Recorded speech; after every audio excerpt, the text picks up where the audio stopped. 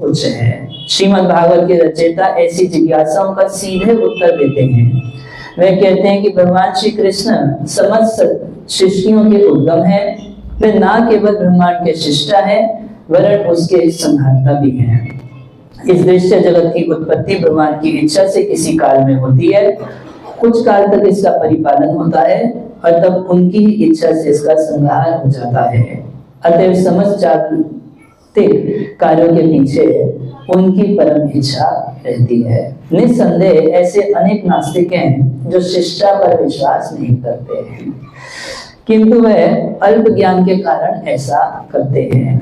उदाहरणार्थ आधुनिक विज्ञानी के अंतरिक्ष उपग्रह बनाए हैं जिन्हें किसी न किसी युक्ति से भैया आकाश में प्रक्षिप्त कर किया जाता है और दूर बैठे विज्ञानी के निर्देश से कुछ काल तक आकाश में उड़ते रहते हैं।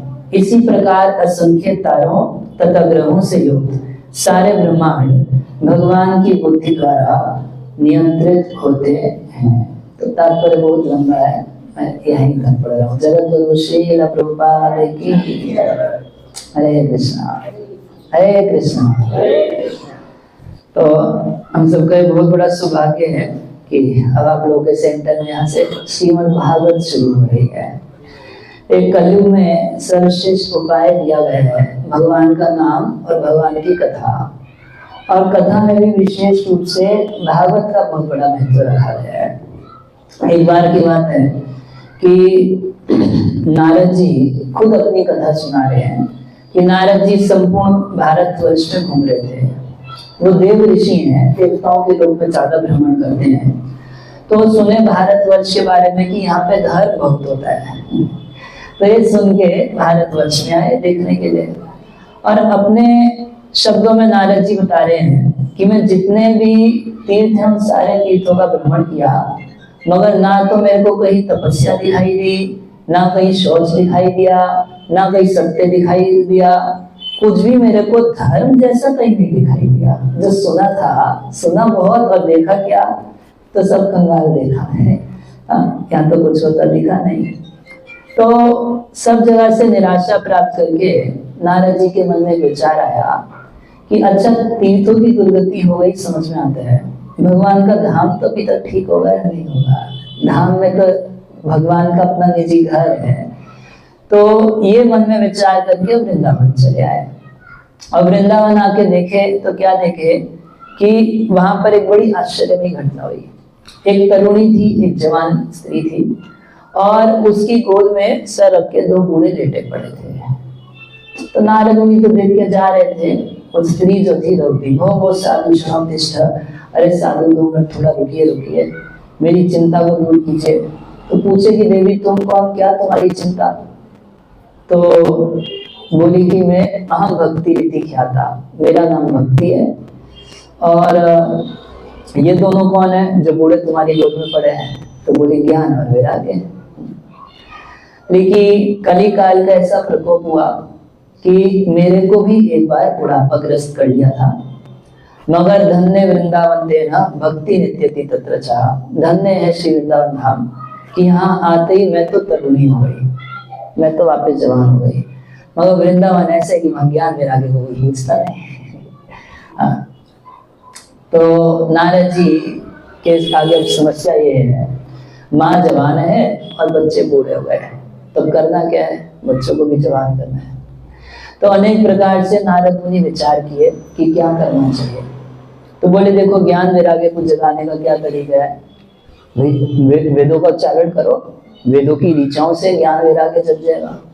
तो सारे वेदों को बार बार नारद मुनि गाए, ज्ञान वैराग्य खूब खराटे मार के सो रहे हैं, बूढ़ों के ऊपर कोई असर नहीं हुआ। उसके बाद गीता पाठ है, बार बार भगवत गीता का पाठ किए, एक बार किए तो थोड़ा सा आँख खोल के देखे। तो नारद जी के मन में गुस्सा आया कि लगता है बीमारी ठीक हो रही है, बच जाएंगे। तो एक बार और गीता पाठ कर दिए, एक बार और गीता पाठ। कितना समय लगता है, 2 घंटे में तो गीता पाठ हो ही जाता है। तो गीता पाठ है, गीता पाठ होता था, आँख खोलते थे, कभी कभी जाग के बैठ जाते थे, फिर वापस गिर के पड़ जाते थे। नारद जी बड़ा चिंता में पड़े थे। तो उसी समय वहां पर ब्रह्मा जी के 4 पुत्र जो है सनक कुमार, जिनको बोलते हैं सनक सनातन आदि, ये लोग वहां से गुजर रहे थे। तो नारद जी उनसे एक उपाय पूछे कि भाई क्या चिंता है। तो ये चिंता है कि भक्ति के दोनों पुत्र बूढ़े हो गए हैं और इनको वापस युवक करना है, जवान करना है, क्या औषधि पिलाए, क्या आसन पिलाए, क्या करें जिससे कि वापस जवान हो जाएंगे। तो चार कुमार बोले बड़ी विचित्र बात है, इस कलयुग में सब कितने भुलक्कड़ होते जाते हैं, इसका एक प्रमाण आप खुद ही देख लीजिए नारद जी। बोले जब व्यास देव चिंताग्रस्त थे, अपने में अपूर्ण अनुभव कर रहे थे, आप उनके गुरु, आप ही उनको बोले थे ना कि श्रीमद् भागवत का पाठ करने से ज्ञान मिला के भक्ति दुख दूर होगा, व्यास देव का दुख दूर होगा, भक्ति पुष्ट रहेगी। और आज जब आप देखे भक्ति और उसके बच्चों को तो आप ही भूल गए इस बात को, तो भागवत कीजिए। तो नारद जी प्रश्न कर रही है कि जब मैं सारे वेदों को उच्चारित कर ही दिया, भागवत है क्या? भागवत तो श्रुति सारम एकम, समस्त श्रुतियों का सार जो है, परिपक्व फल जो है, निगम कल्प तरोर गरितम फलम, ये श्रुतियों का, वेदों का सार ही तो श्रीमद् भागवतम है। तो जब मैं सारे वेदों का उच्चारण कर दिया तो उसमें भागवत तो अपने आप आ ही गया ना, है कि नहीं? तो फिर उससे काम हो जाना चाहिए था। तो बड़ा सुंदर चार कुमार का उदाहरण देके समझाए। बोले ठीक है, अगर कभी तुम प्रसाद पाने बैठोगे तो दाल में घी अच्छी लगती है, नहीं लगती है? दाल में कोई 2-4 चम्मच, सर्दी के मौसम तो और अच्छी लगती है। दाल में कोई घी डाल दे तो कितना बढ़िया लगती है। और तुम दाल में घी मांगो तो मैं उसमें 1 गिलास दूध डाल दूंगा। दूध में घी है या नहीं है? तो निकाल के लगा देना, निकालना लगा देना, उससे क्या समस्या है? बोले अरे नहीं नहीं ऐसे तो नहीं चलता है। बोले अच्छा दूसरा एक उदाहरण दिए। बोले कि एक सुगंध होता है गन्ना, गन्ने में शक्कर रहता है और शक्कर दूध में डाल के पीते हैं, बढ़िया लगता है। बोले तो तुम्हारे दूध में 1 गिलास गन्ने का जूस डाल देता हूँ, पी लेना, उसमें शक्कर है ना, तो अलग से क्या जरूरत है? कभी कभी हम लोगों को अनुभव है, पहले भक्ति शास्त्री के टेस्ट पेपर चेक करता रहा तो कई भक्तों की आदत है कि उन्हें पता है कि जो चेक करता है वो तो 1 नंबर का मूर्ख होगा, तो नाप लेगा कि लंबा आंसर दिया है तो पूरा नंबर दे देगा।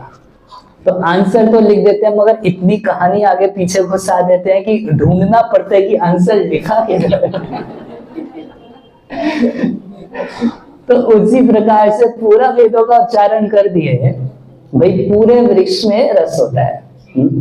आजकल के तो डॉक्टर भी बोलते हैं आपको अमरूद खाना है, मान लीजिए किसी को दवाई के तौर पे अमरूद के सेवन के लिए बोले, तो डॉक्टर लोग बोलते हैं कि यदि अमरूद ना हो, अमरूद के पत्ते को उबाल के उसका काढ़ा जैसा बना के पी लीजिए तो अमरूद के फल को खाने का फल मिल जाएगा, क्योंकि पत्तों में भी रस है, टहनी में भी रस है, रस तो सब जगह है।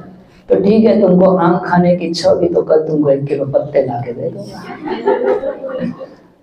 उससे नहीं होगा ना, क्यों? तो वेद जो है वो कल्प वृक्ष के समान है, उससे आप जो वस्तु चाहेंगे वो वेद आपको वो वस्तु दे सकता है। अगर आप उससे धर्म चाहेंगे धर्म देगा, अर्थ चाहेंगे अर्थ देगा, कुछ कामनाओं की पूर्ति चाहेंगे तो वैसा आपको कुछ कामनाओं की पूर्ति के लिए मिल जाएगा, उससे कामना पूर्ति हो जाएगी। मोक्ष चाहेंगे तो वेदों से आप मोक्ष ले सकते हैं।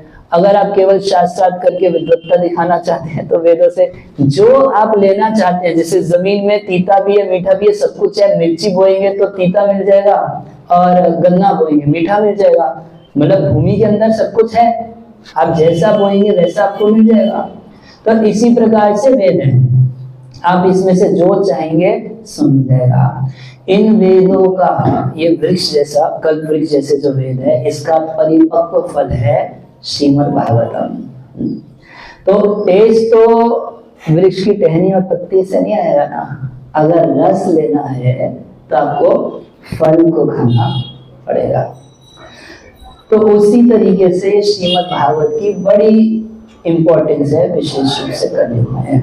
जब भगवान इस धराधाम से जा रहे थे तो उद्धव जी भगवान को अप्रोच किए, बोले आप चले जाएंगे और आपके विरह में मैं 1/4 क्षण भी आपके विरह में जी नहीं सकता, मैं आपके साथ जाना चाहता हूँ। तो भगवान बोले नहीं उद्धव, मेरे को, मैं तो जा रहा हूँ, मेरे को मेरे जैसा ही कोई दूसरा व्यक्ति चाहिए और पूरी पृथ्वी पे जस्ट मेरे जैसा कोई दूसरा तुम्हारे अलावा है नहीं। उद्धव शिष्य बृहस्पति साक्षात उद्धव बुद्धि सतमा। भागवत में कहा गया है कि उद्धव जी कहाँ से पढ़ाई लिखाई करके आए थे? स्वर्ग यूनिवर्सिटी से। और बड़ी बड़ी यूनिवर्सिटी में क्या होता है कि प्रिंसिपल या जो मेन हेड होगा वो पढ़ाई लिखाई नहीं कराता, अपने किसी न किसी शिष्य को लगा देता, तुम पढ़ा देना तुम पढ़ा देना। मगर उद्धव जी इतना क्वालिफाइड व्यक्ति थे कि शिष्यो बृहस्पति साक्षात, बृहस्पति जी स्वयं से उद्धव जी को पढ़ाई लिखाई कराए थे। और भगवान श्री कृष्ण के एकदम एक दांत के मित्र थे, अभिन्न, एकदम अभिन्न। बोले उद्धव तुमको यहाँ रुकना पड़ेगा। तो उद्धव पूछे आपके विरह में मैं जी नहीं पाऊंगा, कैसे रहूंगा? तो भगवान बोले कि ये श्रीमद् भागवत के शब्दों में, इसके अक्षरों में मैं अपने आप को रख के जा रहा हूँ। वांग्मय मूर्ति, इसको वांग्मय मूर्ति कृष्ण का कहा गया है। बोले कि जिस तरीके से आज अब तुम मेरे को अपने सामने देख रहे हो, जब कभी श्रीमद् भागवत का पठन करोगे, श्रवण करोगे या किसी को सुनाओगे तो मुझको उसी तरीके से अपने पास पाओगे जैसे अभी देख रहे हो। तो ये श्रीमद् भागवतम अत्यंत पावरफुल, शक्ति संपन्न, साक्षात भगवान की ही वाणी। एक एक अक्षर जो है इसका, जो भी अक्षर है सब क्या है? कृष्ण एवं ही, ये साक्षात कृष्ण ही। श्री व्यास देव ने जब कलयुग के लोगों की स्थिति देखी, कलयुग के एकदम प्रारंभ में या द्वापर के अंत में, तो एक चीज समझ गए कि सारे के सारे एक नंबर के भुलक्कड़ हैं। ये एक कॉमन फीचर हम सबके अंदर है। ऐसे यहाँ पर कोई कॉपी पेन के बिना बैठा है तो 1 घंटे बाद हम उससे पूछ देंगे कि क्या क्या बताया था, तो सब ब्लैंक मिलेंगे नहीं मिलेंगे। तो साधु हम प्रभु एक चुटकुला सुनाते हैं, एक बार की बात, एक व्यक्ति था तो वो बोला 2 गुण मेरे अंदर ऐसे हैं जो किसी में नहीं मिलेंगे और एकदम विशेष विशेष गुण है। बोले अच्छा जी क्या गुण है आपके अंदर? बोले पहला गुण ये है कि मैं कभी कुछ भूलता नहीं। अच्छा जी हम कभी कुछ नहीं भूलते? मैं कभी आज तक कुछ नहीं भूला, कभी कुछ नहीं भूलता। भाई ये तो बहुत बड़ा गुण है। बोले दूसरा गुण क्या आपके अंदर? वो तो याद नहीं आ रहा। जा अब तो पहला गुण भी खत्म हो गया। तो कलयुग के जीवों की कैसी स्थिति? मंद सुमंद मतयो मंद भाग्या है दत्ता। अभी की सुनी ये बात अगर मैं 15 मिनट पहले क्या बोला, कहाँ से कथा शुरू किया ये पूछ दूं तो ज्यादातर लोग एक दूसरे की शक्ल देखने लगेंगे, यार तू बता दे, है ना। तो व्यास देव जब ये देखे तो पहले वेद जो था वो एक वेद था, पहले 4 नहीं थे, एक था। सनातन शास्त्र अनादि है, अनंत है, पहले से विद्यमान है। पहले सब श्रुतिधर होते थे, एक बार सुना और याद कर लिया, हो गया जी, ठीक है। मगर अब कलयुग में सब श्रुतिधर तो क्या पढ़ के धारण नहीं कर पाते, रट के धारण नहीं कर, कैसे भी धारण नहीं हो रहा है। तो व्यासदेव क्या किए, एक वेद को 4 ब्रांच में डिवाइड कर दिए। जैसे प्रभुपाद जी क्या किए, और वही भगवत गीता तो ऐसे छोटी किताब है 700 श्लोक की, और प्रभुपाद जी देखे निकम्मे लोग उसमें भी प्रभु जी इतनी मोटी बुक दिखा दिए। तो नहीं पढ़ना चाहते हैं तब तो भक्ति शास्त्री वगैरह कराना पड़ता, नहीं तो क्या जरूरत है। अगर खुद से भक्त लोग पढ़ने लगे हैं तो इतना कोर्स वोर्स कराने की क्या जरूरत पड़ेगी। तो प्रभुपाद जी 3रे अध्याय को अलग कर्मयोग निकाल दिए, 9वें अध्याय को अलग राज विद्या निकाल दिए। देखिए भाई श्रीमद् भागवतम, ये तो आप लोग एक देख रहे हो, ऐसी 18 बुक मिला के पूरी श्रीमद् भागवतम है। तो इसको तो देख के किसी किसी को एकदम बुखार चढ़ जाता है कि इसको कैसे पढ़ेंगे। तो कुछ कुछ हिस्से प्रभुपाद जी अलग कर देते थे, जैसे कपिल भगवान की शिक्षा एक अध्याय एक किताब में निकाल दिया 3रे स्कंद से, कुंती स्तुति एक अलग पुस्तक निकाल दिए, अजामिल की कथा को कैसे मृत्यु की पराजय सेकंड चांस उसमें अलग करके निकाल दिए। तो अलग अलग बुक्स इसलिए निकाल देते थे कि जब छोटी बुक देखेंगे तो फिर तो चलो हाँ ये तो पढ़ सकते हैं प्रभु जी, ठीक है, थैंक यू प्रभु जी, जान बचा लिए। तो व्यास देव देखे कि एक ग्रंथ से लोगों को हेडेक हो जाएगा, तो उसी को क्या किए 4 में डिवाइड कर दिए। तो 1 से 4 में तो गए, उसके सप्लीमेंट्री लिखे, सप्लीमेंट्री ग्रंथ क्या 108 उपनिषदों को लिखे। तो उसके बाद देखे कि भैया इसमें बड़ी फिलोसफी हो गई, तो आप लोग माताएं लोग बुरा ना माने कि स्त्रियों को बच्चों को तो कहानियों में इंटरेस्ट होता है ना। अब उनको आप 1 घंटे अगर मैं इसी श्लोक पे आपको फिलॉसफी सुनाने लगता ना तो आप में से बहुत सारे का बोलते नहीं सुनने में तो अच्छा लग रहा था मगर सर के ऊपर से चला गया। तो ऐसे आजकल माताएं बहुत इंटेलिजेंट होती है, पहले भी होती थी, ऐसा नहीं कि पहले नहीं होती थी। ऐसे बहुत सारी माताएं हुई है, जैसे कुंती महारानी हुई। तो कुंती महारानी जो स्तुति में कृष्ण के तत्व का विवेचन की, वो तो स्वयं कृष्ण भी भगवत गीता में नहीं बता पाए जो कुंती महारानी बता दी। और वो स्तुति को समझने के लिए बड़े बड़े विद्वान श्रीधर स्वामी आदि सारे बड़े बड़े विद्वान दिन रात लग लग के तब तो जाके अध्ययन करके बता पाए कि बोलना क्या चाहती है। तो जो स्त्रियों के लिए, बच्चों के लिए, इन सब लोगों के लिए त्रयी न श्रुति गोचरा, जो श्रुति गोचर नहीं है, जिनके लिए श्रुतियां अवेलेबल नहीं है। एक समस्या और थी पहले जमाने में कि वेदों का अध्ययन गुरुकुल में हुआ करता था और गुरुकुल में सब जेंट्स रहा करते थे। तो इस वजह से और साधु संत जो होते थे तो उनके लिए बहुत कंफर्टेबल नहीं होता माताओं में जाके कथा करना, माताओं में जाके प्रचार करना बहुत कंफर्टेबल नहीं होता। तो उनके लिए भी तो कोई व्यवस्था करनी पड़ेगी या नहीं करनी पड़ेगी। तो उनके लिए महाभारत की रचना की है। इतना सब करने के बाद व्यासदेव मन में असंतोष का अनुभव कर रहे थे, खुश नहीं है। उनका उद्देश्य क्या था कि सब लोग वेदों से जुड़े रहे, वैदिक नीतियों से जुड़े रहे, वर्णाश्रम आदि से जुड़े रहे, व्यवहार में उच्छृंखल ना हो और धीरे धीरे क्रमशः अपने जीवन की सिद्धि को प्राप्त करें। और व्यासदेव बड़े नियमों का पालन करके, बड़ा डिसिप्लिन लाइफ लीड करके उन सब चीजों को वेदों में सब जगह दे दिए, मगर मन बड़ा खिन्न था, अभी तक खुश संतोष नहीं हुआ। नारद जी वहां पर आए तो नारद जी से व्यासदेव पूछे कि गुरु जी सब कुछ बढ़िया से किया, सारा डिसिप्लिन पालन किया, A to Z जो जो चीज करनी चाहिए थी सब कुछ की, जीवों के कल्याण के लिए हमारा जन्म हुआ और जीवों के कल्याण के लिए मैंने वैदिक शास्त्रों में सब चीज लिखी है, फिर भी मैं ही खुश नहीं हूं तो पढ़ने वाला इससे कैसे खुश होगा, है ना। अगर लिखने वाला खुश नहीं है, बोलने वाले ही दुखी, मनुष्य दुखी रह गया, तो इसको पढ़ लेगा और इसके अनुसार कार्य भी करेगा तो जीव कहाँ से खुशी प्राप्त करेगा।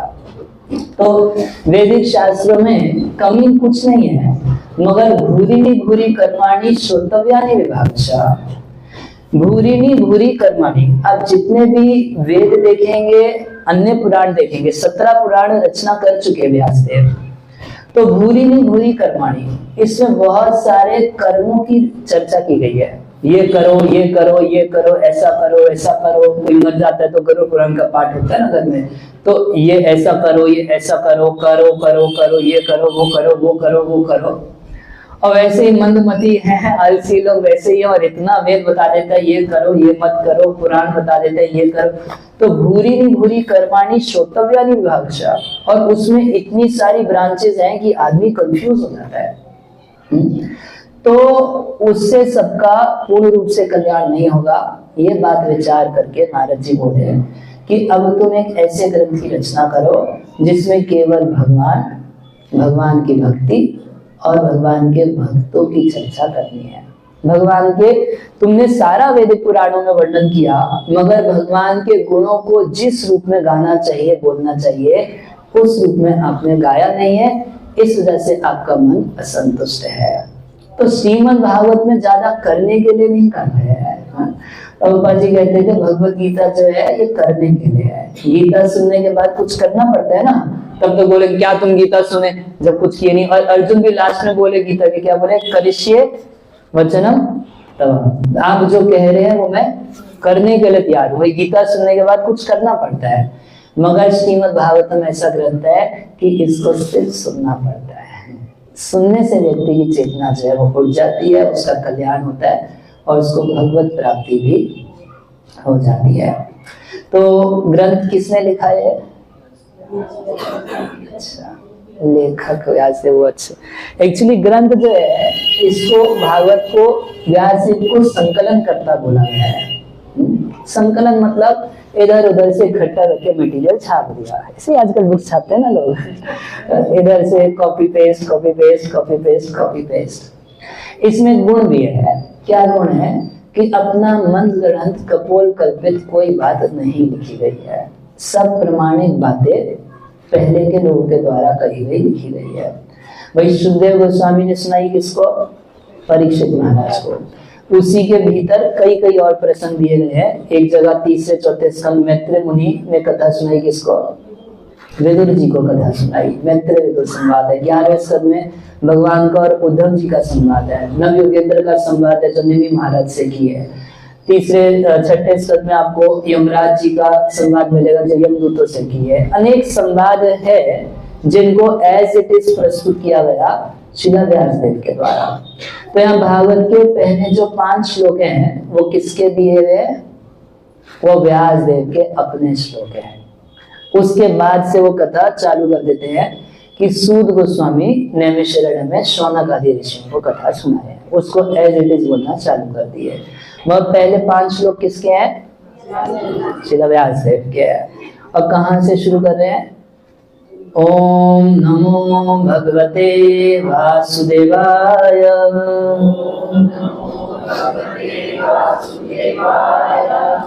तो ओंकार जो है जिसको प्रणव बोलते हैं, तो सर्वप्रथम सबसे पहले वेद भी जो है वो ओम के स्वरूप में ही थे, प्रणव के रूप में थे। उस ओंकार की व्याख्या है क्या? ओम की व्याख्या समझे ना, उसका एक्सप्लेनेशन। भाई ऐसे ओम बोलने से सब समझ जाना चाहिए सबको। आप लोगों को समझ आ गया है? समझ आ गया? ओम शब्द से ही जो है शुरू थी। हाँ, मगर यही चीज पूछ रहे हैं, केवल ओम बोलने से भी सब कुछ समझ में आ जाना चाहिए। मगर क्योंकि नहीं समझ में आता हमें, क्या सब कुछ परम सत्य समझ में आना चाहिए, भगवान का स्वरूप समझ में आ जाना चाहिए, हमारा भगवान से क्या संबंध है समझ में आना चाहिए, उस संबंध के कारण हमारा उनके प्रति क्या कर्तव्य है समझ में आ जाना चाहिए, इस माया का स्वरूप समझ में आ जाना चाहिए, जगत से हमारा क्या संबंध है समझ में आ जाना चाहिए, इस जगत से कैसे व्यवहार करना है ये समझ में आ जाना चाहिए, इस जगत की उत्पत्ति प्रलय आदि भगवान ने क्यों की ये सब कुछ समझ में आ जाना चाहिए केवल ओम बोलने से। क्योंकि नहीं समझ में आता तो ओमकार की व्याख्या की गई। ओमकार की व्याख्या क्या है? गायत्री। जो ब्रह्म गायत्री बोलते हैं वो ओम की व्याख्या मानी जाती है। और गायत्री बोलने से भी सब कुछ समझ में आ जाना चाहिए। भूर्भुवः स्वः क्यों बनाया, सारा A to Z वही सारी बातें आपको समझ में आ जानी चाहिए। मगर समझ में आता है क्या? नहीं आता। तो उस गायत्री की व्याख्या स्वयं व्यासदेव जिन्होंने सारे शास्त्र लिखे, उन्होंने ही एक नेचुरल कमेंट्री वेदांत सूत्र के ऊपर लिखी जिसको बोलते हैं क्या? श्रीमद् भागवतम। तो श्रीमद् भागवतम जो है वो क्या है? ये गायत्री की व्याख्या है, गायत्री मंत्र की व्याख्या है। इसलिए ओम से शुरू होती है। ओम बीच में आप पहले श्लोक के लास्ट शब्द में देखेंगे धीमहि, और दूसरे स्कंद में जब सरस्वती जी की वंदना की जा रही है तो प्रचोदिता पुरा सरस्वती है, इस तरीके से श्लोक में कहा गया है। तो गायत्री मंत्र की व्याख्या ये सब चैतन्य चरितामृत में वर्णन मिलता है। महाप्रभु बता रहे हैं सनातन गोस्वामी जी को। तो ओम नमो, नमो मतलब हम नमस्कार करते हैं, क्योंकि भगवान को आप जब तब तक नहीं समझ सकते जब तक आप प्रणाम नहीं करते, झुकते नहीं है भगवान के सामने। जैसे एक उदाहरण एक बार मैं एक लेक्चर में सुन रहा, एक नल है, ठीक है, और आपको पानी पीना है, नल में पानी है, आपको पानी पीना है, तो पानी का ग्लास नल के नीचे रखेंगे या ऊपर रखेंगे? ना ना ना, ऊपर रख के भरिए ना, नल के ऊपर पानी का ग्लास रख के भर लेंगे और पी लेंगे, होगा ऐसा कभी? नहीं। तो अगर हम भगवान से ज्ञान प्राप्त करना चाहते हैं, भगवान को समझना चाहते हैं, तो हमें नीचे आना पड़ेगा, नहीं आना पड़ेगा? नीचे आना पड़ेगा। तो सबसे पहली चीज श्रील व्यासदेव क्या कर रहे हैं, वो साक्षात भगवान के अवतार हैं, भगवान के ही अवतार हैं व्यासदेव, मगर वो एक भगवान का अवतार भगवान को प्रणाम कर रहे हैं। ओम नमो भगवते, किसको प्रणाम कर रहे हैं? तो भगवान को, जो षडैश्वर्य पूर्ण स्वयं भगवान है, उनको प्रणाम कर रहे हैं। उनका कोई नाम है या नहीं है?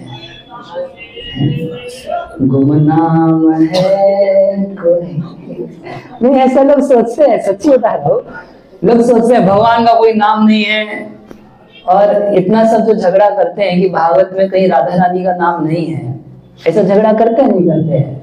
ऐसे प्रकट रूप से नाम है, अन्य आराधितो नूनम भगवान ईश्वर हरि, वो तो भागवत में लिखा ही गया है कि अन्यों से ज्यादा आराधना जिसने की, आराधना से ही राधा शब्द आया है। मगर मैं तो आमतौर पर लोगों से बस एक ही प्रश्न पूछता हूँ कि ठीक है, ना राधा का नाम लिया, ना ललिता विशाखा का नाम लिया, भागवत में किसी का नाम नहीं लिया, मगर जिस एक गोपी के साथ कृष्ण चले गए, कोई नाम तो होगा उसका, या गुमनाम होगी है? तो अगर राधा बताते तो आपको प्रॉब्लम है, अगर कोई और नाम बता देते तो भी आपको प्रॉब्लम हो जाती कि यही नाम क्यों बता रहे हो, है कि नहीं? कोई नाम है या नहीं है? जब आपका नाम है, मेरा नाम है, मेरे बाप का नाम है, मेरे दादा का नाम था, तो इस जगत के बाप का नाम होगा या नहीं होगा? हम सबके बाप के बाप के बाप के बाप के बाप, जो लास्ट में जिसका कोई बाप नहीं, वो है भगवान। उनका नाम क्या है? वासुदेव। यहाँ पर कृष्ण या वासुदेव, और वासुदेव मतलब तो उनका बाप है। वासुदेव का मतलब ही वो है कि जिसका बाप है। कौन बाप है? वसुदेव देव की, उन्हीं को वासुदेव कहा जाता है, नहीं कहा जाता? आप नाम में अ का डंडा लगा दिए, वसुदेव में आ लगा, वासुदेव यानी वसुदेव का। जैसे पार्थ बोलते हैं, पृथा का पार्थ, तो ऐसे वसुदेव का, नंद का छोरा, वसुदेव का छोरा, तो वासुदेव मतलब वसुदेव का छोरा, वासुदेव। तो इनका बाप है या नहीं है? है। तो फिर भगवान की परिभाषा प्रभुपाद जी बोला करते थे कि you have a father, your father father father father, जिसका कोई फादर नहीं वो है भगवान। उसका भी फादर होता तो वो भगवान होता। तो भगवान के भक्त हैं वसुदेव, जिनको भगवान अपना पिता बना लेते हैं। इधर प्रभुपाद जी बोला करते थे कि भगवान बनने की कोशिश मत करो, भगवान कोई दूसरा व्यक्ति नहीं बन सकता, हाँ भगवान का बाप जरूर बन सकते हो। अच्छे से भक्ति करो, वात्सल्य भाव से भक्ति करो तो भगवान का बाप बन सकते हो, मगर भगवान के पिता वसुदेव होने के बाद भी भगवान ही भगवान है, वसुदेव भगवान नहीं है। तो ओम नमो भगवते वासुदेवाय। वासुदेव कहने से एक अर्थ और आता है। आप लोग सब एक प्रसिद्ध झगड़ा जानते हैं, दक्ष प्रजापति और भगवान शिव के बीच में बड़ा झगड़ा हुआ था, और फिर उसके बाद दक्ष प्रजापति एक यज्ञ और करने वाले थे, और उस यज्ञ में विमानों में सज धज के देवताओं की स्त्रियां खूब सज धज के जा रही थी, और आपस में कुछ प्रजल्पा भी करनी थी, गपशप करनी थी कि हमें इनविटेशन आया है, ये पहन के जा रही हूँ, ये साड़ी पहनी है, ये सब जैसा माताएं लोग करती हैं। और सती माता इस बातों को सुन सुन के उनके मन में इच्छा आई कि हम भी चलेंगे। तो शिव जी के पास गई, शिव जी से पूछे कि सब लोग सज धज के जा रहे हैं तो हमें भी चलना चाहिए, पिताजी के घर में यज्ञ है। तो शिव जी बोले कि ठीक है, तुम्हारे पिता के घर में यज्ञ है, जाने की तुम्हारी इच्छा है, इनविटेशन आया क्या?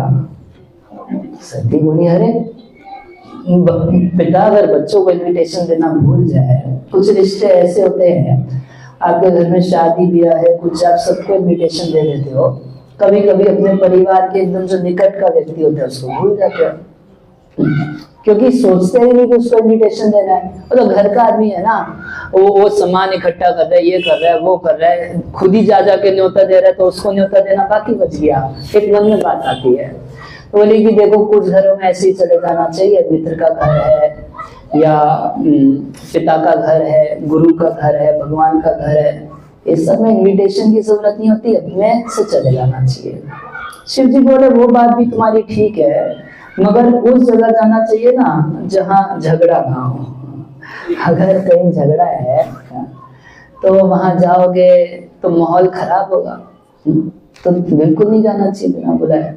बोले भाई क्या झगड़ा हो गया, मुझे तो कोई इन्फॉर्मेशन नहीं। तो बताए कि ऐसे तुम्हारा पिता एक बार यज्ञ किया था, और वो जब सभा में प्रवेश किया, इतना तेज उसके शरीर से निकल रहा कि 33 करोड़ देवता सारे के सारे खड़े होकर सम्मान किए, ऋषि मुनि सम्मान किए, और हम दो ब्रह्मा और शिव में हम दो जने खड़े नहीं हुए, बैठे रहे। तो ब्रह्मा जी तो तुम्हारे पिता का पिता है, तो ब्रह्मा जी को देखे तो वो भी हरे कृष्णा करके बस बैठने वाला था, आधा बैठते बैठते मेरे ऊपर नजर चली गई, बैठा नहीं, अब तो माइक हाथ में लेके गाली गलौज चालू कर दिया। खूब गाली गलौज किया, शिव ऐसा है, नंग धड़ंग रहता है और ये मुंडमाला धारण करता है, गंदा रहता है, सालों साल नहाता नहीं है, शमशान की राख लपेट के घूमता है। अरे मैंने अपनी सुकुमारी लड़की का विवाह इस बंदर की आंख वाले के साथ कर दिया। ऐसे गाली गलौज चालू कर दिया। भाई कोई पूछ रहे दक्ष तुम इतनी बड़ी गलती क्यों कर दी है, तो ब्रह्मा जी को गाली देना चालू किया। अरे इसके चलते ये बोला था कि अच्छा लड़का है, अब तो बाप को भी गाली देना चालू कर दिया। खूब झगड़ा हुआ, आपस में एक दूसरे को शाप देने लगे। सभा से उठ के मैं चला आया तो तुम्हारे पिता को मैं फूटी आंख नहीं सुहाता, तो वहां जाना ठीक नहीं है। तो सती माता बोली अच्छा आप मत जाइए, हम चले जाए। तो ऐसा बोले नहीं, वो तुमको अपनी बेटी से ज्यादा मेरी पत्नी देखेगा, तो उससे मुझे बड़ा नुकसान होगा, तो ठीक नहीं है। तो आप जानते हैं कि जैसे आप सब गृहस्थ हैं, जानते हैं घर में कैसे झगड़ा होता है। तो हुआ क्या था कि आप खड़े होके प्रणाम नहीं किए थे। किसका मिस्टेक है? चलो मिस्टेक किसका है? अगर आप खड़े होके नहीं, कम से कम एक बार हरे कृष्णा तो कर दिए होते मेरे पिताजी को। तो शिव जी बोले कि देखो ऐसा है, प्रत्युद्गमं प्रश्रय अभिवादनम विधीयते साधु मिधा सुमध्यमे। हे सुमध्यमे, हे सुकुमारी, साधुओं के बीच में भी बाकी जो एटिकेट होते हैं, जो संसार में चलते हैं, साधुओं के बीच में भी होते हैं। एक दूसरे का खड़े होकर सम्मान करना। ऐसे आप स्कूल में कोई टीचर आएगी तो सब खड़े होते हैं, नहीं होते हैं? खड़े होते हैं, गुड मॉर्निंग करते हैं। साधुओं में भी चलता है, कोई आता है तो खड़े होते हैं, स्वागत किया जाता है, प्रणाम किया जाता है, कुछ ये सब भी आता है। कह रहे हैं प्रत्युद्गम प्रश्रय अभिवादन अभी किया जाता है, मगर प्राज्ञ परस्मै पुरुषाय चेतसा। जो प्राज्ञ है, बुद्धिमान लोग हैं, जो जानकार लोग हैं, ज्ञानी लोग हैं, वो एक दूसरे का सम्मान करते हुए भी पुरुषाय चेतसा, वो किसी के भौतिक शरीर को, चमड़े के शरीर को कभी प्रणाम नहीं करते। उस चमड़े के शरीर के भीतर रहने वाले परम सत्य भगवान जो है, परमात्मा जो है, कृष्ण जो है, उन्हीं को प्रणाम किया जाता है। तो मैं तुम्हारे बाप के चमड़े के शरीर को क्यों प्रणाम करता हूँ? मैं बैठा रहा। तो सती माता को एक पॉइंट और मिल गया। बोली कि अच्छा, तो बाकी सबके हृदय में परमात्मा को प्रणाम कर सकते हैं, मेरे पिता के हृदय में परमात्मा नहीं थे। एक बार अगर वहां प्रणाम कर देते, अरे परमात्मा को सोच के कर देते तो इतना झगड़ा नहीं होता ना। आज मैं भी अपने मायके चली जाती। तब भगवान शिव कह रहे हैं कि मैं तो निरंतर परमात्मा को प्रणाम करता हूं, तो अलग से उस चमड़े के शरीर में क्यों करता हूं? सत्यम विशुद्धम वसुदेव शब्दम। जो जिनकी धारणा विशुद्ध सत्य में होती है, जहां निरस्त जो त्रिसर्गो मृषा, इस श्लोक में जो था, 3 गुणों से जो सृष्टि हुई है, इन 3 गुणों को निरस्त करने के बाद जहां शुद्ध सत्व रहता है, शुद्ध सत्व में भगवान की धारणा होती है। उन भगवान की धारणा में, उन वासुदेव की धारणा में मैं नित्य निरंतर रहता हूँ, इसलिए नित्य निरंतर मेरा भगवान को प्रणाम रहता है। तो अलग से तुम्हारे बाप के परमात्मा को प्रणाम करने की क्या जरूरत थी? तो वासुदेव का अर्थ क्या है? जिनकी धारणा शुद्ध सत्व में होती है। बाकी संसार के जितने भी नाम, रूप, लोग, देवता आदि हैं, उन सब की धारणा तमोगुण में भी हो सकती है, रजोगुण में भी हो सकती है, सत्वगुण में भी हो सकती है। ऐसे भूत पिशाचों की धारणा तमोगुण में बढ़िया से होती है। आप तमोगुण में हैं, आप मान लीजिए सुबह के समय आप सो रहे हैं 10 घंटे 12 घंटे, तमोगुण में आ जाते हैं, तो आपको भूत पिशाचों की गंदे सपनों की धारणा स्वतः होती है, नहीं होती है? होती है। जब रजोगुण में आते हैं तो घर, परिवार, पैसा पैसा पैसा धारणा होती है, नहीं होती है? रजोगुण में होती है। देवताओं की धारणा सत्वगुण में होती है, मगर भगवान की धारणा केवल और केवल विशुद्ध सत्व में होती है। इसलिए आज से हर रविवार जब भी आप लोग क्लास करेंगे तो क्लास से पहले ये मंत्र बोलते हैं ना, ओम नमो भगवते। ये मंत्र 3 बार उच्चारण करने का प्रभुपाद जी सिस्टम इसलिए बना है कि इस मंत्र को 3 बार उच्चारण करने से सत्वगुण की स्थापना होती है। और जब तक सत्वगुण में आएंगे नहीं तब तक लोग भागवत को समझेंगे, तब तक समझ नहीं पाएंगे। तो इसीलिए इस तरीके से इसको डिजाइन किया प्रभुपाद जी, एक एक चीज को बड़ा सोच समझ के डिजाइन किया। हम में से बहुत सारे भक्त ऐसा सोचते हैं कि जो शुरू का कीर्तन है टाइम पास हो रहा है, जाएंगे जब लास्ट में, मतलब जो बोलना शुरू, कुछ लोग तो बोलते हैं लास्ट में जाएंगे प्रसाद के समय, वो तो अलग ही धारणा है। कुछ लोग सोचते हैं कथा के समय पहुंचेंगे। मगर कथा से पहले का कीर्तन, कथा से पहले का मंगलाचरण, कथा से पहले ओम नमो भगवते वासुदेवाय, कथा से पहले जो हम प्रणाम कराते हैं, प्रेम ध्वनि कराते हैं, इस सब का करेक्शन कथा से है। अब सीधे 10वीं की पढ़ाई पढ़ने की कोशिश करेंगे तो क्या पढ़ लेंगे जब तक क ख ग कुछ नहीं आता। तो कीर्तन से भगवान की कृपा प्राप्त होती है। फिर प्रेम ध्वनि जो होती है उसमें हम क्या करते हैं, सबकी क्या करते हैं, जय घोष करते हैं। तो ये जय घोष का क्या फंडा है, नारायण नमस्कृत्य नरम चैव नरोत्तमं देवीं सरस्वतीं व्यासं ततो जयमुदीरयेत्। जब हम जय करते हैं, नर नारायण ऋषि की जय करते हैं, सरस्वती माता की जय करते हैं, व्यासदेव की जय करते हैं, या व्यासदेव की परंपरा में आने वाले आचार्य गणों की जयकारा करते हैं, अपने इष्ट श्री राधा कृष्ण सीताराम आदि की जय करते हैं, उस जय को करने से माया पर विजय प्राप्त करके भगवान को समझने की और उनके बारे में बोलने की क्वालिफिकेशन प्राप्त करते हैं। है सब कुछ साइंटिफिक या नहीं है? ठीक है। तो जय प्रेम ध्वनि हो गई। प्रेम ध्वनि के बाद मंगलाचरण। तो मंगलाचरण क्या होता है? मंगल आचरती थी मंगलाचरण। आचरण यानी कुछ करना, को ऐसा कुछ करना जिससे हमारा सर्वविध मंगल हो जाए, उसको क्या बोलते हैं? मंगलाचरण। तो कोई भी कार्य करने से, विशेष रूप से कोई भी स्पिरिचुअल कार्य करने से पहले हमें मंगलाचरण करना चाहिए।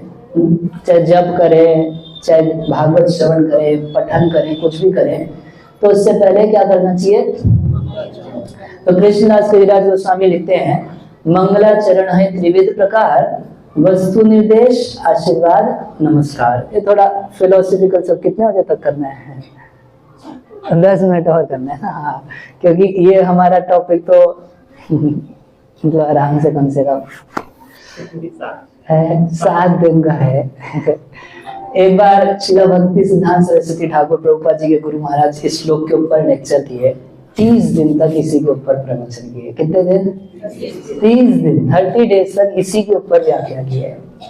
और बाकी सारे भी आचार्य इसके ऊपर बड़ा विस्तार से लिखे। आप देखिए प्रभुपाद जी 7-8 पेज का तात्पर्य इस एक श्लोक के ऊपर दिया है। और विश्वनाथ ठाकुर इस एक श्लोक की व्याख्या 8 प्रकार से की है। 8 अलग अलग अर्थ किए हैं, एक ही श्लोक के 8 अर्थ करके व्याख्या की है। और श्रील श्रीधर स्वामी भी जैसे प्रभुपाद जी बड़ा मोटा इसके ऊपर लिखे हैं, वैसे ही लिखे हैं, क्योंकि ये व्यासदेव के द्वारा किया हुआ मंगलाचरण है। क्या है? जैसे हम करते हैं ओम ज्ञान तिमिरांधस्य ज्ञानांजन शलाकया, तो व्यासदेव ने मंगलाचरण किया है। तो मंगलाचरण में 3 चीज होती हैं, आप लोग याद रखेंगे। मैं अगली बार जब भी आऊंगा, 1-2 साल बाद जब भी, तो आप लोगों से खड़ा करके पूछूंगा इस चीज को। मंगलाचरण है त्रिविध प्रकार, वस्तु निर्देश, आशीर्वाद और नमस्कार। याद रहेगा? वस्तु निर्देश, आशीर्वाद और नमस्कार। कोई भी ग्रंथ का शुरुआत किया जाए या कोई वक्तव्य का भी शुरुआत किया जाए तो ये 3 चीज करना चाहिए। क्या क्या? वस्तु निर्देश। तो पहले लेक्चर में बता देना चाहिए कि 1 घंटे क्या बकबक करने वाले हैं। नहीं तो कई बार लेक्चर शुरू हो जाता है और लोग कंफ्यूज रहते हैं कि आप बताना क्या चाहते हैं, तो दिक्कत होगी ना। और टॉपिक पहले से बता देने से एक मति लग जाती है, अच्छा आज हम इस चीज को समझने के लिए यहाँ पर बैठे हैं। इसको क्या बोलते हैं? वस्तु निर्देश। वस्तु का निर्देशन दे दिया कि ये जो ग्रंथ है, ग्रंथ कितना छोटा है? छोटा ग्रंथ है ना श्रीमद् भागवतम। इसमें केवल 18,000 श्लोक हैं, 335 अध्याय, ज्यादा तो बड़ा नहीं है। अब 18,000 श्लोक सुखदेव गोस्वामी को कहने में, गाने में कितना दिन और कितनी रात लग गए? 7 दिन 7 रात। रात को सोने नहीं जाते थे कोई भी, वो कथा निरंतर चलती थी, 7 दिन 7 रात लग गए इन श्लोकों को, क्योंकि उन्होंने तो सस्वर गायन किया और कभी कभी कहते कहते कथा समाधि लग जाती थी तो थोड़ी देर कीर्तन भी हो जाता था।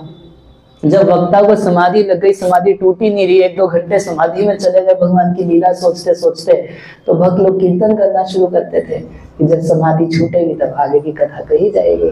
हाँ, तो उनको कितना दिन लगा? 7 दिन और 7 रात लग गया।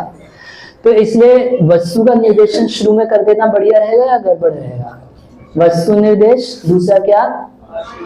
आशीर्वाद देना। भाई सुनने से हमको क्या फायदा, कुछ मिलेगा नहीं मिलेगा? तो ऐसा स्टाइल है हमारे वैदिक शास्त्रों का कि कोई भी कथा कहने के बाद श्रोताओं को आशीर्वाद दिया जाता है। ये कथा सुनने मात्र से आपको भगवान का धाम प्राप्त हो जाएगा। अरे ये है, इसी का आशीर्वाद है। भगवान का धाम मिल जाएगा, भगवान की सेवा मिल जाएगी और उनके साथ नित्य विहार करने का अवसर मिल जाएगा, अपने स्वरूप को प्राप्त कर लेंगे। मुक्ति त्वनिधारूपम स्वरूपेण व्यवस्थिति। अब बाकी कुछ आनुषंगिक फल भी है, जैसे आप कोई दवाई खाते हैं तो साइड इफेक्ट हो जाता है। पैरासीटामोल खाए सर दर्द के लिए, उसके साथ लीवर खराब हो जाता है, होता है कुछ साइड इफेक्ट। तो ऐसे ही भागवत सुनने का मुख्य फल है कि भगवान के प्रति शुद्ध प्रेम, विशुद्ध प्रेम हो जाता है। मगर इसका साइड इफेक्ट है कि आपकी भौतिक स्थिति भी अच्छी हो जाती है, धन संपत्ति मिलती है, ऊंचा पद पोजीशन मिलता है, आप खुश दिखाई देने लगते हैं। ये जो लटका लटका मुंह है, इस पे हंसी आ जाती है। ऐसा होता है, ऐसा हम लोग तो प्रैक्टिकल देखते हैं। लोग आते हैं भागवत में मुंह लटका के और सुनने के बाद प्रफुल्लित मन से जाते हैं। तो वो कितना भागवत सुनने पे 40-45 मिनट 1 घंटा भागवत सुनने से इतना हो जाता है। तो ये सब क्या है? आनुषंगिक फल है। ऐसा प्रैक्टिकल देखा जाता है कि जो भक्त लोग संस्था से जुड़ जाते हैं और नित्य श्रीमद् भागवत का श्रवण आदि करते हैं, नाम जप करते हैं, उनकी आर्थिक स्थिति भी पहले से अच्छी है। ऐसा प्रैक्टिकल देखने को मिलता है। पद पोजीशन में भी कई लोगों को लाभ मिल जाता है, स्वास्थ्य में भी कई लोगों को लाभ हो जाता है, मानसिक चिंताएं आदि बहुत दूर हो। ये सब क्या है? आनुषंगिक फल है। तो वस्तु निर्देश, आशीर्वाद और नमस्कार। नमस्कार मतलब अपने इष्ट को नमस्कार और आचार्यों को नमस्कार, जिनकी कृपा से ये ग्रंथ की हम प्राप्ति की है। तो व्यासदेव ने पहले श्लोक में नमस्कार किया है, दूसरे श्लोक में वस्तु निर्देश किया है कि श्रीमद् भागवत में हम क्या बताने वाले हैं, और तीसरे श्लोक में आशीर्वाद दिया है सारे श्रोताओं को कि आप इसको बार बार सुनते रहिए और इसके आनंद में रहिए, इससे सारे फल की प्राप्ति हो जाएगी। तो इस श्लोक में कह रहे हैं जन्म आदि यस्य, जिनसे जन्म आदि होता है। तो जन्म मतलब क्या? जन्म मतलब क्या है? जन्म होना, पैदा होना। अभी यहाँ किसकी चर्चा की जा रही है? आपकी और मेरी नहीं, पूरी सृष्टि की चर्चा की जा रही है।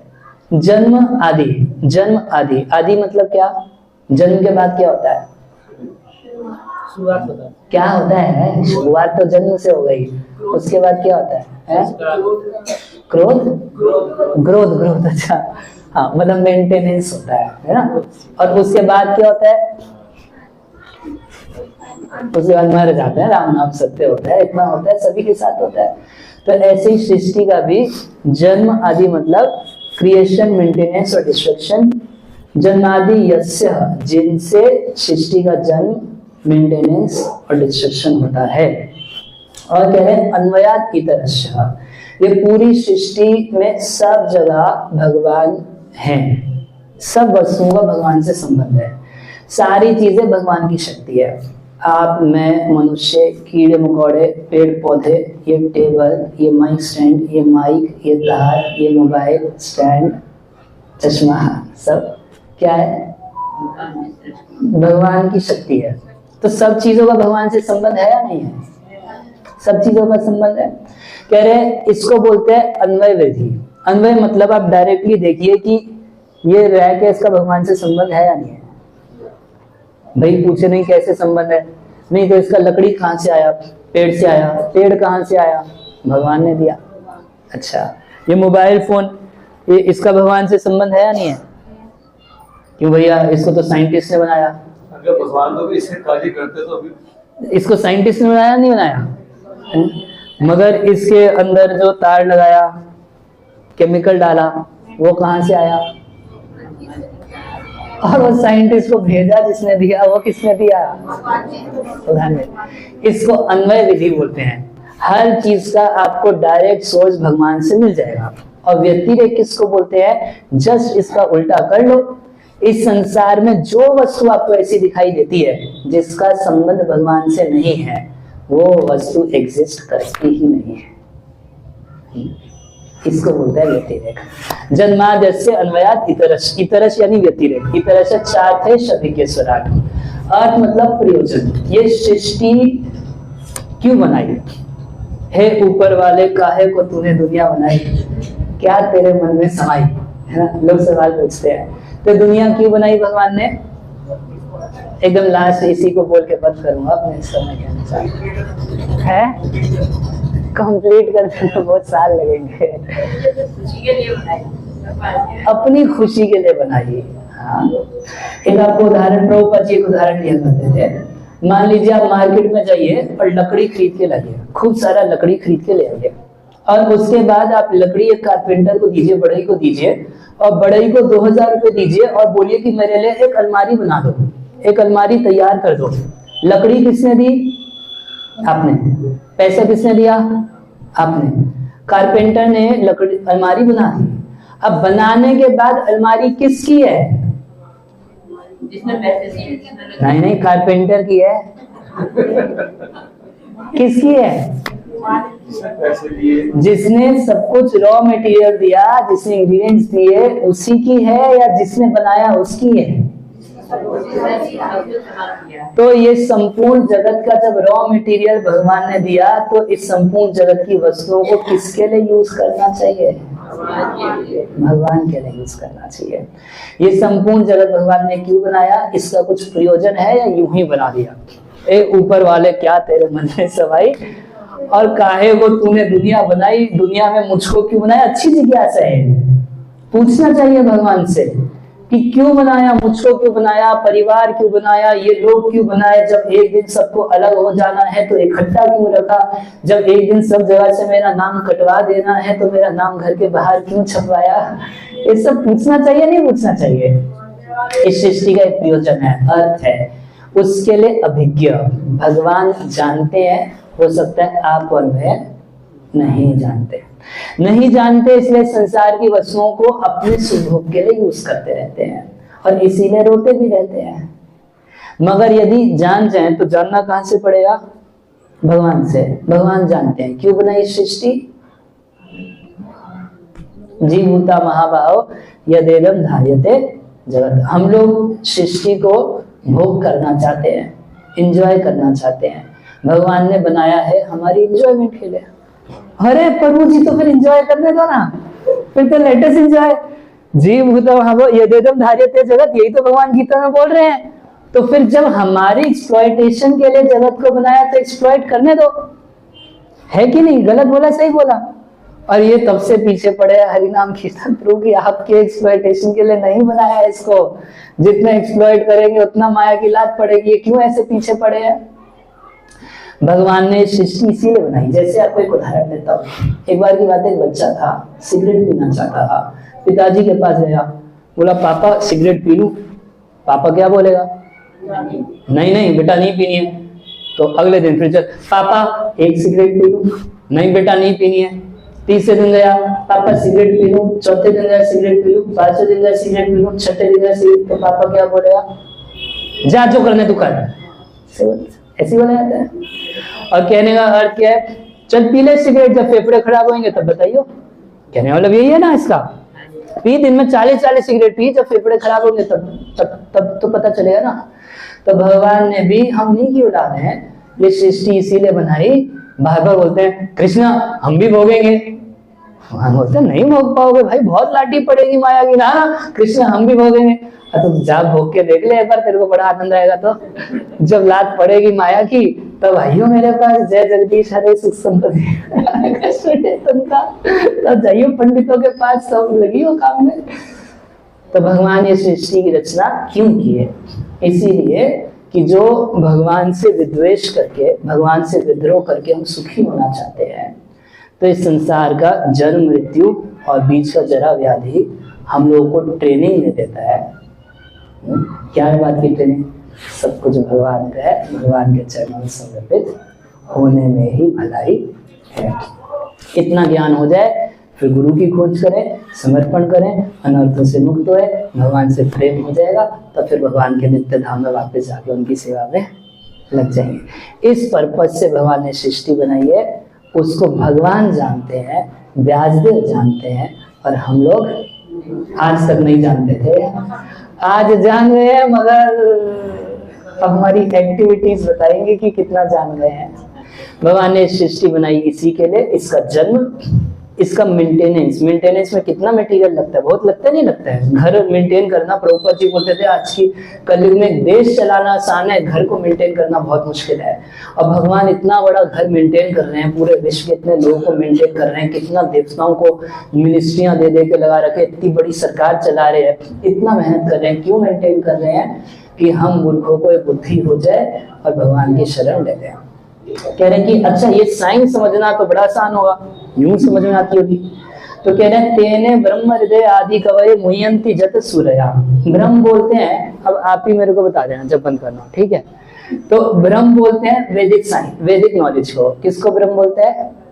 यहाँ ब्रह्म का अर्थ ब्रह्मा जी नहीं है। क्या नहीं है? ब्रह्मा जी नहीं है। ब्रह्म मतलब क्या? वैदिक नॉलेज। मतलब भागवत के अक्षर जो है, इसको शब्द ब्रह्म कहा जाता है। ब्रह्म मतलब क्या होता है? वैदिक नॉलेज होता है। ब्रह्म मतलब क्या होता है गुरु जी? स्पिरिचुअल चीज को ब्रह्म कहा जाता है। ब्रह्म भूत प्रसन्नात्मा ना सोचती न कानी। जीवात्मा को भी ब्रह्म कहा जाता है। तो जो भी चीज स्पिरिचुअल चीज है उसको ब्रह्म कहा जाता है। तो जो शब्द स्पिरिचुअल है उसको क्या कहा जाएगा? उसको भी ब्रह्म कहा जाएगा। तो जो हम भगवान का नाम जप करते हैं, हरे कृष्ण कृष्ण कृष्ण हरे हरे, हरे राम राम राम हरे, इस ये क्या है? शब्द ब्रह्म है। और उसी प्रकार से जो श्रीमद् भागवतम है, ये क्या है? ये शब्द ब्रह्म है, शब्द के रूप में पर ब्रह्म है। कह रहे हैं तेने ब्रह्म हृदय आदि कवय। आदि कवि है ब्रह्मा जी, ठीक है? आदि कवि जो है ब्रह्मा जी। तो भगवान नारायण जो है, या गोलोक चार्ट बना है ना, भगवान की जो गर्भोदक्षय विष्णु, उनकी नाभि से कमल का फूल उत्पन्न हुआ। कमल की नाल में 14 लोक हैं, और ऊपर कमल के फूल के ऊपर ब्रह्मा जी हुए। और ब्रह्मा जी इसका मतलब भगवान का बेटा हुए या नहीं हुए? तो बेटा हुआ। अब भगवान को इच्छा है कि हमारा बेटा भी पढ़ लिख जाए, भैया थोड़ा पढ़ा लिखा हो, डिग्री इसके पास भी हो। अब आपको मन करेगा हमारा बेटा पढ़ा लिखा हो, तो आपको स्कूल भेजना पड़ेगा, कॉलेज भेजना पड़ेगा, कोचिंग लगानी पड़ेगी, तब जाके पता नहीं तब भी पढ़ा लिखा होगा नहीं होगा। मगर भगवान को इच्छा है कि मेरा बेटा पढ़ लिख जाए, तो भगवान क्या किए? केवल मन में संकल्प किए, मेरा बेटा पढ़ा लिखा हो और पढ़ा लिखा हो। तेने ब्रह्म हृदय भगवान ब्रह्मा जी को ये वेदों का ज्ञान हृदय में ही प्रकाशित कर दिए। अलग से कोचिंग नहीं लगाए, स्कूल नहीं भेजे, कॉलेज नहीं भेजे, कुछ नहीं। ये भगवान की अद्भुत लौकिक शक्ति है, संकल्प मात्र से। अच्छा, कौन सी साइंस कह रहे हैं? मुह्यन्ति यत सूरया। जिस साइंस को समझने के लिए बड़े बड़े सूरी, बड़े बड़े देवता, बड़े बड़े कवि, बड़े बड़े ऋषि मुनि जिसको समझने में कंफ्यूजन में आ जाते हैं, वो भगवान ब्रह्मा जी को यूं समझा दिए, हृदय में प्रकाशित कर दिए। भाई कंफ्यूज हो जाते हैं। तो अभी हम सुने नारद जी कंफ्यूज हो गए थे। हम कभी सुने हैं कि सती माता कंफ्यूज हो गई थी भगवान राम को देख के।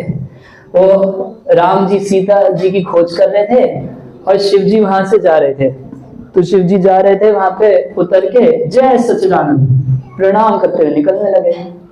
सती माता पूछी किसको प्रणाम कर रहे थे?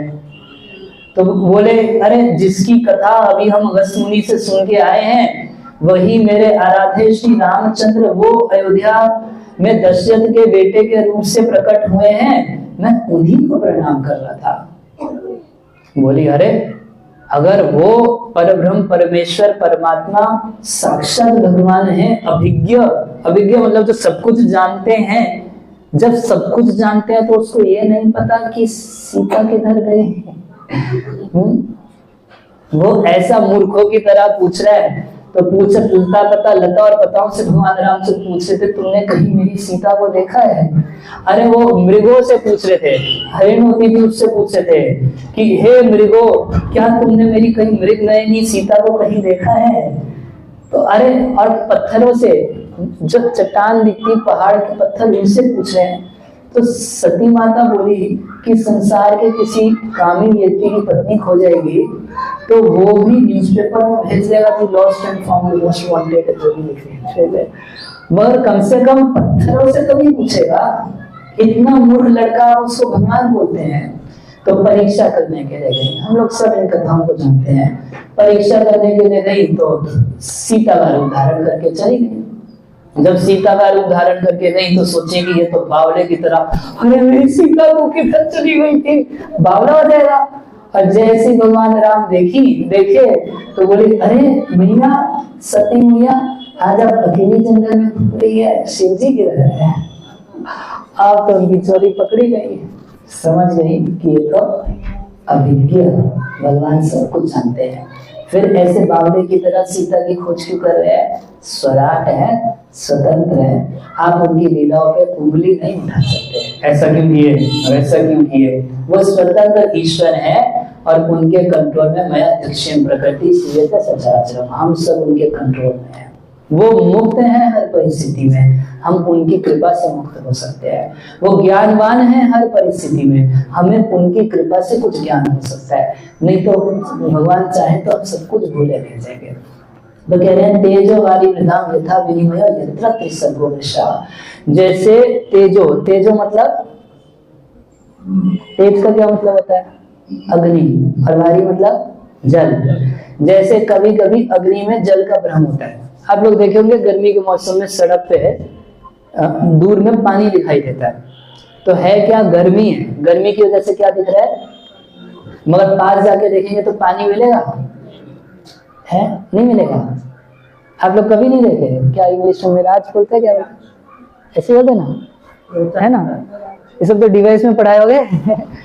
होता है नहीं होता है? गर्मी के मौसम में दूर सड़क पर आपको पानी दिखाई देता है। जब आप निकट में पहुंचते हैं तो वापस दूर सड़क पर पानी दिखाई देता है। फिर जब आप वापस वहां पर पहुंच जाते हैं तो दूर सड़क पे पानी दिखाई देता है।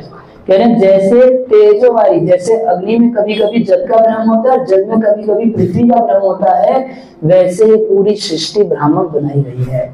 जो चीज हमको दुख देने वाली है वह उसी चीज में सुख की भावना हो जाती है। जीवन भर व्यक्ति परिश्रम करता रहता है ये सोच के हम होंगे कामयाब, हम होंगे कामयाब।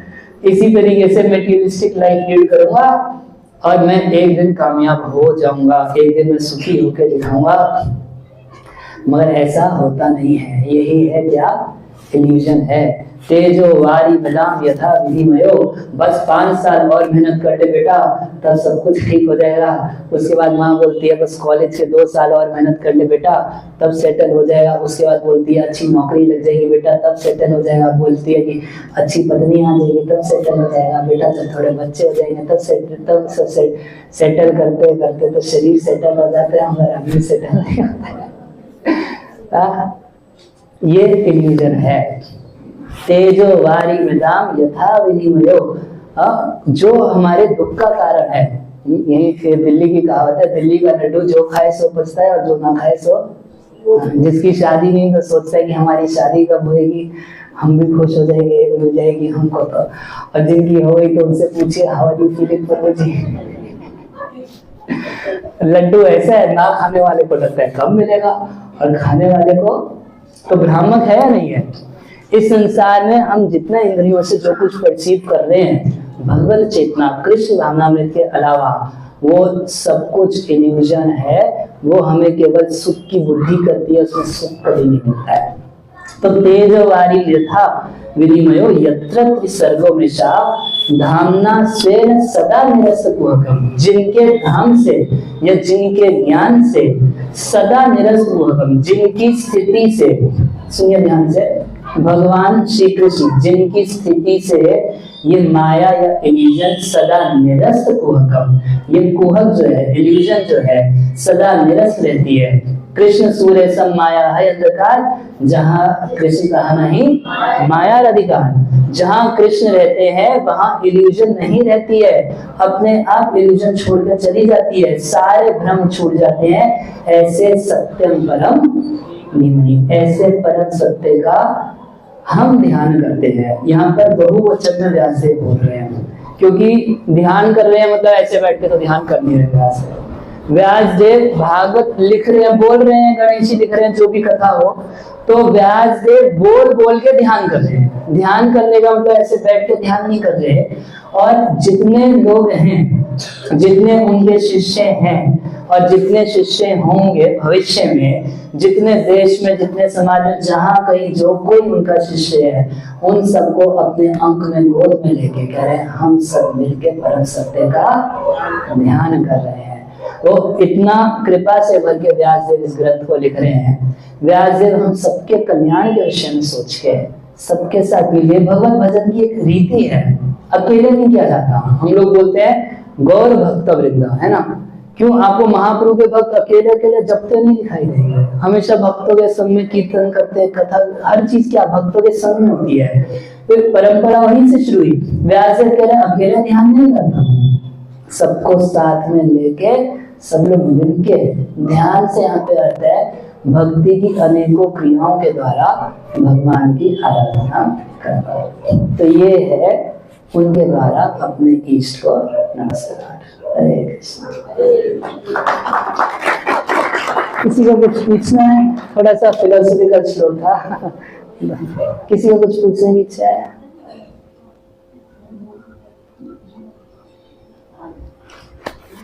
तो आज से आप लोग भागवतम सुनना शुरू किए हैं। जैसा उत्साह पहले दिन हुआ तो ऐसा उत्साह हर दिन बना के रखना है। हर रविवार आइए और थोड़ा समय से आइए। समय से आएंगे तो जो कोई सुनाने वाला रहेगा उसको भी कुछ उत्साह रहेगा कि वो लोग अरे समय से पहले जाके पहुंच जाते हैं। लगता है कि उनको सुनने की बड़ी इच्छा है, तो सुनाने वाले को भी बड़ी इच्छा करती है कि नहीं जाके उन लोगों को सुनाते हैं ना, वो लोग सुनने के इच्छुक हैं। और उनको पता चले अरे अरे सब लोग आएंगे अपने आराम से 2 बजे तक, तो सुनाने वाले के भी मन में आएगा कि अच्छा ये लोग खाने पीने आया तो दे दो ना प्रसाद, क्यों लेट कर रहे हैं। जो खाने पीने आए तो जबरदस्ती क्यों इनको फिलोसफी फेरना है। नहीं सुनो बैठ के। हालांकि ऐसे सुनने से भी कल्याण हुआ, मगर अगर हम लोग खुद से थोड़ा उत्साह दिखाएंगे, नहीं वक्ता 12 बजे आएगा तो हम 11:15 आके बैठ जाएंगे, है, और उससे पूछेंगे तुम लेट क्यों आए, है ना, तब आपको भी अधिकार मिलेगा बोलने का, प्रभु जी अगली बार जल्दी आना, क्या समझे। हम लोग सुनना चाहते हैं, आप कम टाइम देते हैं, मगर अभी तो वक्ता ही आप लोग को लाना देता होगा ना, आप लोग समय से नहीं आते हैं, आप लोग कम टाइम देते हैं।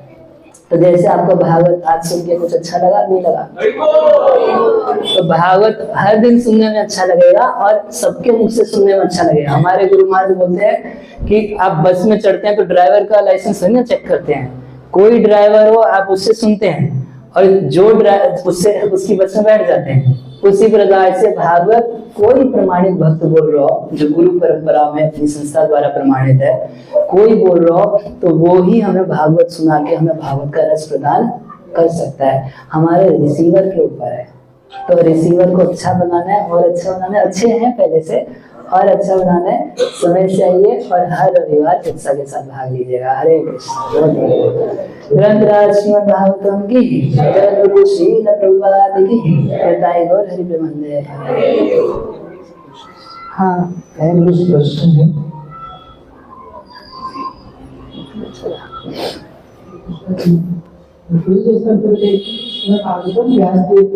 अलग अलग जगहों से तो सूत गोस्वामी के भी ये सूत गोस्वामी जिस तरह सूत गोस्वामी का पढ़ते हैं कि उनको वो सुखदेव गोस्वामी के शिष्य हैं, तो उसमें भागवत उनसे पहले उन्होंने लिखी है, उनकी जो प्रथा वगैरह होगी उसके बाद की ये लिखी होगी। हाँ देखिए इटर्नल चीज है ना, लिखी जो है तो वो सूत गोस्वामी की कथा के बाद लिखा गया है, और इटर्नल वस्तु है तो हो सकता है पहले भी लिखा गया हो, तो उसमें कोई दोष नहीं माना जाएगा। जैसे जब शिव पार्वती विवाह हुआ तो उसमें गणेश जी की स्तुति की गई है। गणेश पूजा करके शिव पार्वती जी का विवाह हुआ। अब तो सीधे प्रश्न उठ जाएगा कि गणेश पार्वती का शादी से पहले पैदा हुआ था क्या? जो इटर्नल वस्तु है उसके आप टाइम का कॉन्स्टेंट नहीं लगा सकते। तो वैसे भी जैसे भगवान ने ब्रह्मा जी को भागवत दिया चतुश्लोक में, 4 श्लोक, आप दूसरे स्कंद के 9वें अध्याय में पढ़ेंगे। तो ब्रह्मा जी ने नारद जी को दिया 4 श्लोक में, नारद जी ने व्यास देव को दिया 4 श्लोक में। अब व्यास देव ने, व्यास का मतलब समास मतलब जो संक्षिप्त कर दे, समरी में बता दे, और व्यास मतलब जो विस्तार कर दे। तो व्यास देव ने उसका विस्तार कर दिया, विस्तार करके अपने बेटे सुखदेव गोस्वामी को पढ़ाया। सुखदेव गोस्वामी ने सूत गोस्वामी को, जब परीक्षित महाराज को सुनाया तो सूत गोस्वामी विनम्रतावश बहुत पीछे बैठे थे, तो सुखदेव गोस्वामी उनको आगे बुला लिए, बोले तुम सबसे आगे आके बैठो। क्यों? क्योंकि भविष्य में 88 ऋषि मुनियों को तुमको भागवत सुनानी है। तो उन्होंने सूत गोस्वामी को पढ़ाई, और अब जो सूत गोस्वामी ने कथा बोली उसको व्यास देव ने अपना मंगलाचरण जोड़ के भागवत छाप दिया। ठीक है, तो व्यास देव ने पढ़ाई मगर फिर वापस सुखदेव गोस्वामी से भी सुनी, और सूत गोस्वामी ने जो बताई उसको लिख दिया। ऐसा और कुछ क्योंकि हमारा भेजा छोटा है, क्या करें, बड़ी बात ही समझ में आएगी। व्यास का अर्थ यही है जो विस्तार पूर्वक बात समझा दे। जैसे आपको एक उदाहरण देता हूँ, जब मैं यहाँ व्यासपीठ पे बैठा तो हम लोगों ने बहुत देर तक इस श्लोक का गायन किया, जन्नाद्यस्य द्वयादितरस्य चार्थेषु विज्ञ स्वराट। तो इतना ही गा के आप वापस क्यों नहीं चली गई है? क्यों नहीं चले गए? भागवत तो हो गई।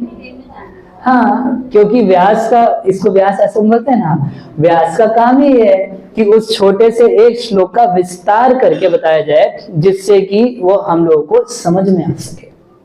तो ये हर व्यास का काम है। इसलिए 18,000 श्लोक में भागवतम लिखी गई, और उसके बाद लाखों लाखों श्लोकों में श्रीधर स्वामी, विश्वनाथ चक्रवर्ती ठाकुर, श्रील जीव गोस्वामी, प्रभुपाद जी सब लोग टीका लिख रहे हैं। ऐसे केवल श्लोक की छपाई से भागवत 18,000 श्लोक इतने में आ गए। हाँ, प्रभुपाद जी लिखे तो इतना 18 ग्रंथ इतने हो गए, इतने मोटे मोटे 18 ग्रंथ हो गए। इसको क्या बोलते हैं? ये व्यास का काम है। व्यास मतलब जो विस्तार करेगा, इतना विस्तार तो होना चाहिए कि कम से कम हम लोग समझ जाए, है ना? तो कितना विस्तार किया। और कोई प्रश्न? यस रोजी।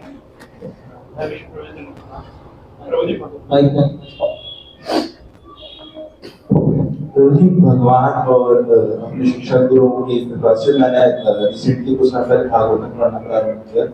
भागवतम में प्रभु जी जो प्रभुपाद ने भूमिका लिखी है उसके अंदर एक लाइन थी जिसके लिए मेरा प्रश्न है। जैसे कि मेरी जानकारी में भक्त हैं जिन्होंने अभी मायापुर वो रिसेंटली गए थे, तो उन्होंने अपनी फोटो डाली थी महाप्रभु की पादुकाओं के साथ अपने सर पर लेकर, पर और उसके पीछे मैंने कथा भी पढ़ी कि महाप्रभु की पादुकाएं किस प्रकार जो है मायापुर में है। परंतु जब मैं भूमिका पढ़ रहा था उसमें प्रभुपाद ने लिखा था कि वह लोग धूर्त हैं जो कहते हैं कि महाप्रभु से उनकी जो पत्नी है उनके संन्यास के बाद मिली और उनकी चरण पादुकाएं जो है लेकर गई, जो आज भी मायापुर में स्थित है और लोग उसका पूजा अर्चना करते हैं। तो प्रभु जी फिर इसमें सत्य क्या है कि वो चरण पादुकाएं वास्तविकता महाप्रभु की है कि लोगों ने वहां पे स्थापित कर दी है? मुझको आइडिया नहीं है, हमको जानकारी नहीं है, देखना पड़ेगा। और कोई प्रश्न?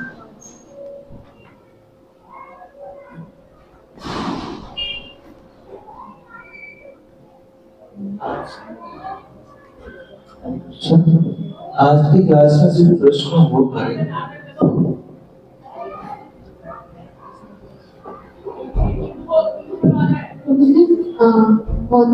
उनको समझने कई शॉर्ट में कि वेदांत सूत्र है क्या?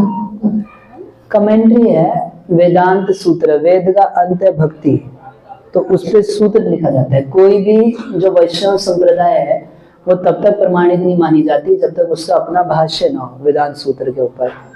सूत्र मतलब कम बातों में, कम श्लोकों में ज्यादा इंफॉर्मेशन, और उसमें सिद्धांतिक बातें रहेंगी।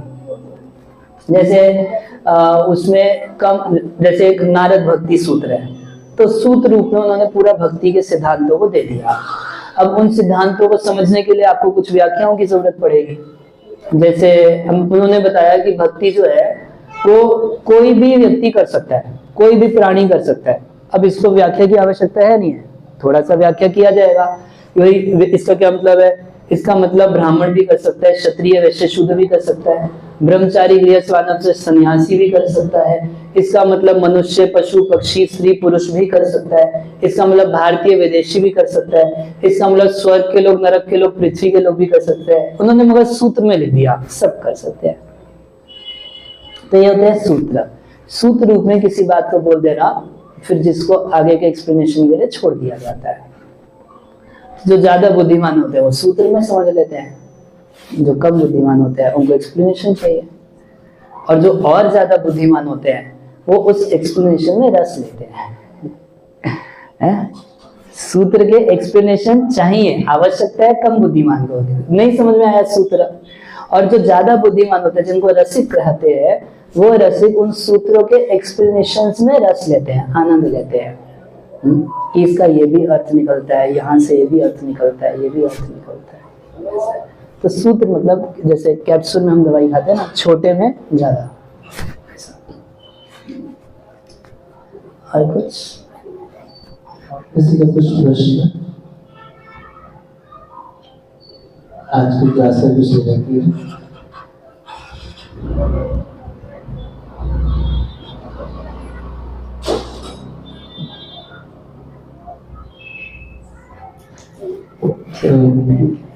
विराम देते हैं की कक्षा को। और आज का लेक्चर कैसा लगा सभी को? कैसा लगा? कोई स्पेशली नाम से है, कैसा लगा? तो तुलसी बहुत ही आपका भारी कि आप आए, हमें बस एसोसिएशन की हम आपके आभारी हैं कि आप बुलाए। इसमें सुना प्रभु की, तो थोड़ा सा कीर्तन होगा, उसके बाद आप सभी के प्रसाद।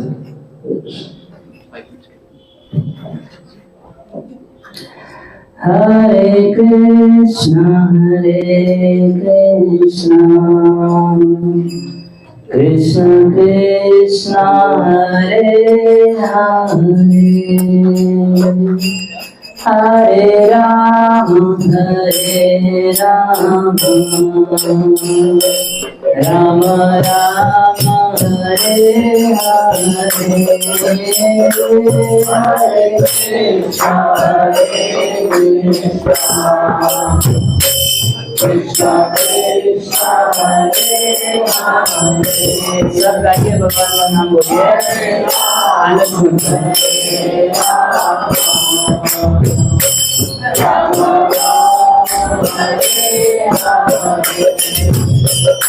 हरे कृष्णा कृष्णा कृष्णा हरे हरे, हरे राम हरे